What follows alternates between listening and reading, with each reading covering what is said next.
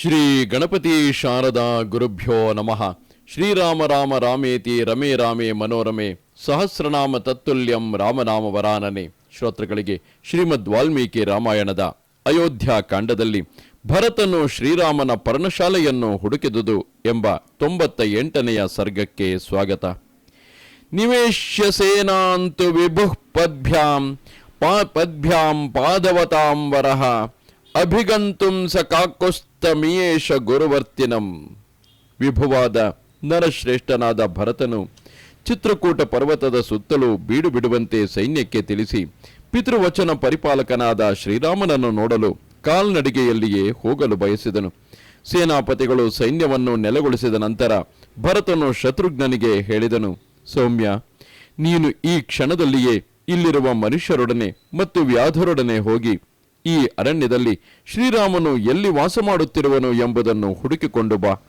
ಶ್ರೀರಾಮನನ್ನು ಸಂದರ್ಶಿಸಲು ನಮ್ಮೊಡನೆ ಆಗಮಿಸಿರುವ ಈ ಗುಹನು ಧನುರ್ಬಾಣಗಳನ್ನು ಕತ್ತಿಗಳನ್ನು ಹಿಡಿದಿರುವ ಜ್ಞಾತಿ ಬಾಂಧವರ ಸಮೇತನಾಗಿ ಈ ಅರಣ್ಯದ ಸುತ್ತಲೂ ಶ್ರೀರಾಮನನ್ನು ಹುಡುಕಲಿ.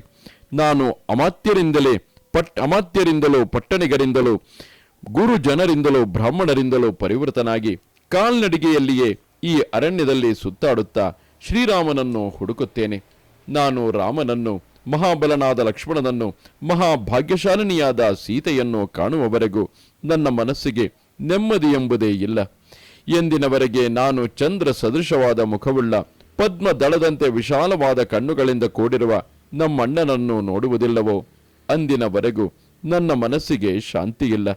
ಎಂದಿನವರೆಗೆ ನಾನು ರೇಖಾ, ಧ್ವಜ, ಕುಲಿಶ, ಆತಪತ್ರ ಇವೇ ಮೊದಲಾದ ರಾಜಚಿಹ್ನೆಗಳಿಂದ ಸಮಲಂಕೃತವಾಗಿರುವ ಶ್ರೀರಾಮನ 2 ದಿವ್ಯ ಪಾದಗಳನ್ನು ಮುಡಿಯಲ್ಲಿ ಧರಿಸುವುದಿಲ್ಲವೋ ಅಂದಿನವರೆಗೂ ನನಗೆ ಶಾಂತಿ ಎಂಬುದೇ ಇಲ್ಲ.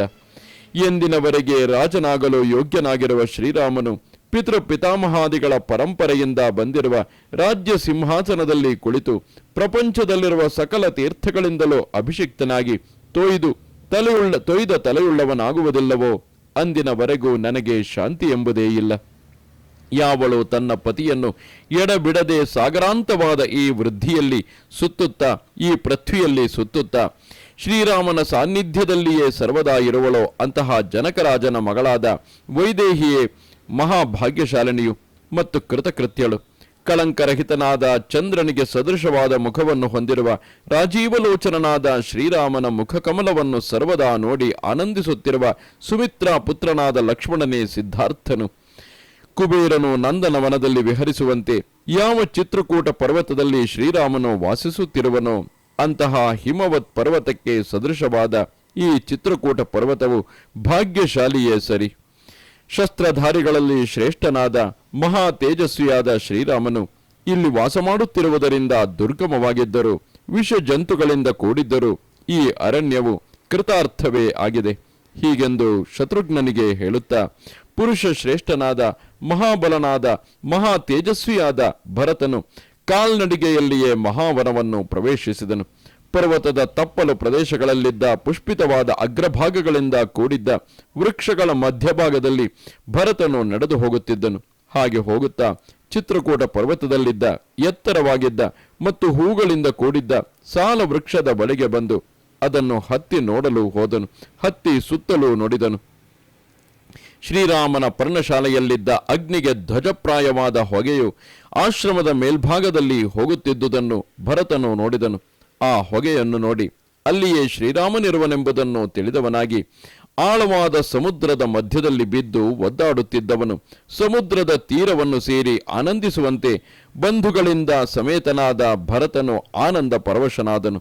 ಸತ್ಪುರುಷರಿಂದ ಸಂಸೇವ್ಯಮಾನವಾದ ಆಶ್ರಮವು ಚಿತ್ರಕೂಟ ಪರ್ವತದಲ್ಲಿಯೇ ಇರುವುದೆಂಬುದನ್ನು ಹೊಗೆಯು ಕಾಣುತ್ತಿರುವುದಾದುದರಿಂದ ಶ್ರೀರಾಮನ ಆಶ್ರಮವು ಇರುವುದೆಂಬುದನ್ನು ನಿಶ್ಚಯಿಸಿದ ಭರತನು ಅವನನ್ನು ಹುಡುಕುವ ಸಲುವಾಗಿ ಕಳುಹಿಸಿದ್ದ ಸೈನ್ಯವನ್ನು ಹಿಂದಕ್ಕೆ ಕರೆಯಿಸಿ ಹಿಂದಿದ್ದ ಸ್ಥಾನದಲ್ಲಿಯೇ ನಿಲ್ಲಿಸಿ ಶತ್ರುಘ್ನನೊಡನೆ ತ್ವರೆಯಿಂದ ಶ್ರೀರಾಮನ ಪರ್ಣಶಾಲೆಯ ಕಡೆಗೆ ಹೋದನು.